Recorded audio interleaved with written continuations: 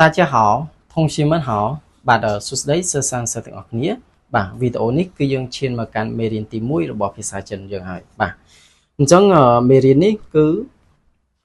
ថានីហៅបាទគឺយើងអានថានីហៅតោះអូខេឥឡូវយើងកុំឲ្យខាតពេលយូរយើងចាប់ផ្ដើមអានពាក្យនីមួយៗហើយយើងនឹងបកប្រែនិងរៀនប្រកបស្រៈនិងព្យញ្ជនៈរបស់វាដែរបាទតើអូខេឥឡូវយើងអានមកចប់សិនហើយចាំលើសឺមកប្រកបស្រៈណា第一课，第一课，你好，你好吧？第មួយ你好，好吗？我很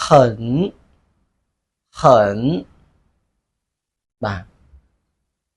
តើឥឡូវយើងមកមើលការប្រកបទាំងអស់គ្នាតើយើងប្រកបបែបម៉េចហើយអានទៅជាបែបណាណាអញ្ចឹងអក្សរនឿអញ្ចឹងអក្សរនឿ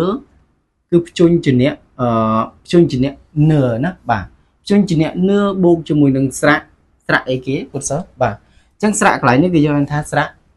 អ៊ីបាទស្រៈអ៊ីណាបាទអញ្ចឹងបូកជាមួយនឹងស្រៈអ៊ីមកស្មើនីបាទស្មើនីអញ្ចឹងយើងអានថានីប៉ុន្តែសំឡេងនៅខាងលើគឺយើងបានរៀនរួចហើយវីដេអូមុនគឺកន្លែងនេះគឺចុះឲ្យឡើងគឺយើងអានសំឡេងទី3ណាសំឡេងទី3អញ្ចឹងយើងយកវាមកដាក់កន្លែងហ្នឹងមកសំឡេងទី3យើងអានទៅចេញទៅជានីបាទតែបើថាវាអត់មានសំឡេងទេគឺយើងអានធម្មតានីតែបើថាវាមានសំឡេងគឺសំឡេងទី3អញ្ចឹងនីគឺយើងអានបែបហ្នឹងណាកូនសិស្សបាទ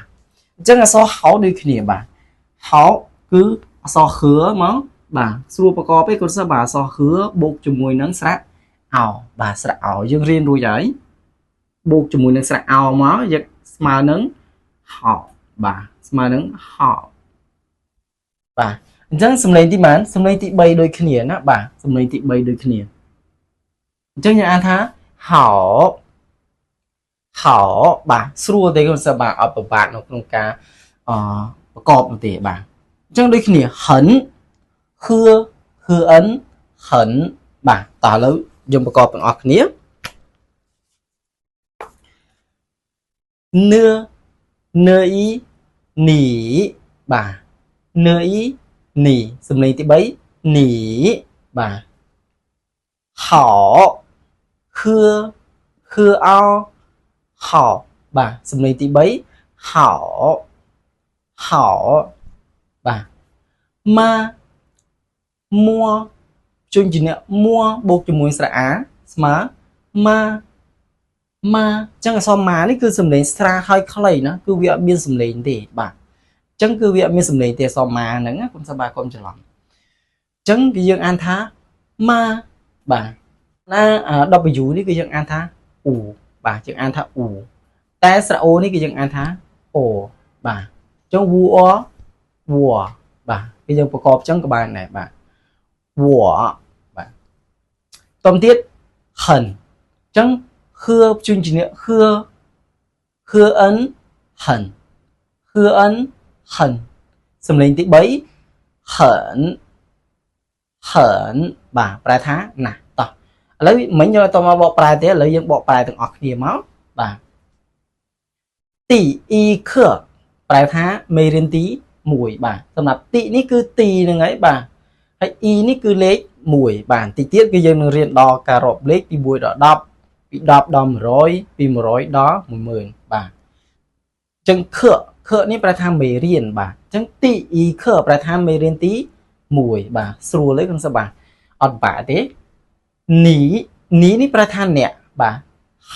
ហៅប្រែថាល្អអញ្ចឹងនីហៅមិនមែនអ្នកល្អទេណាគឺយើងប្រែថាសួស្តីបាទតទៀតពាក្យទី1នីប្រែថាអ្នកបាទកូនសិស្សកត់មកបាទលោកសួរបកប្រែឲ្យហៅប្រែថាល្អម៉ាហ្នឹងគឺជាប្រយោគសំណួរបាទគឺជាប្រយោគសំណួរដែលយើងត្រូវសួរតាណាម្នាក់គឺយើងអាចដាក់ម៉ានឹងនៅចុងកន្ទុយបានគឺជាប្រយោគសំណួរណាបាទ វប្រែថាម៉េចកូនសិស្សបាទវប្រែថាខ្ញុំបាទវប្រែថាខ្ញុំតំទៀតហិនប្រែថាណាស់បាទហិនណាស់អូខេអញ្ចឹងពាក្យខាងលើហ្នឹងគឺយើងបានបកប្រែរួចអស់ហើយឥឡូវយើងចូលមកកាន់ប្រយោគវិញម្ដងណាបាទអញ្ចឹងប្រយោគរបស់វាគឺមាន3ប្រយោគបាទអញ្ចឹងប្រយោគភាសាចិនយើងអានថា句子句子បាទបន្តមកទៀត你好你好ប្រែថាសួស្ដីបាទប្រយោគទី2你好吗你好吗តើអ្នកសុខសប្បាយជាតិទេបាទតមទៀត我很好我很好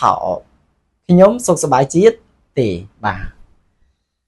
អូខេអញ្ចឹងវីដេអូហ្នឹងគឺអត់មានអីពិបាកទេហើយសម្រាប់ការប្រកបគឺលើសឺបានប្រកបរួចហើយវីដេអូក្រោយទៀតលើសឺនឹងប្រកបនិយាយរួមទៅគ្រប់វីដេអូទាំងអស់លើសឺនឹងប្រកបឲ្យសិស្សានុសិស្សទាំងអស់គ្នាងាយស្រួលក្នុងការប្រកបណាបាទហើយងាយស្រួលក្នុងការបញ្ចេញសំឡេងថែមទៀតផងបាទអញ្ចឹងវីដេអូហ្នឹងយើងបញ្ចប់ព្រមហ្នឹងយើងនឹងជួបគ្នានៅវីដេអូក្រោយទៀតធំស៊ីមិនសាជា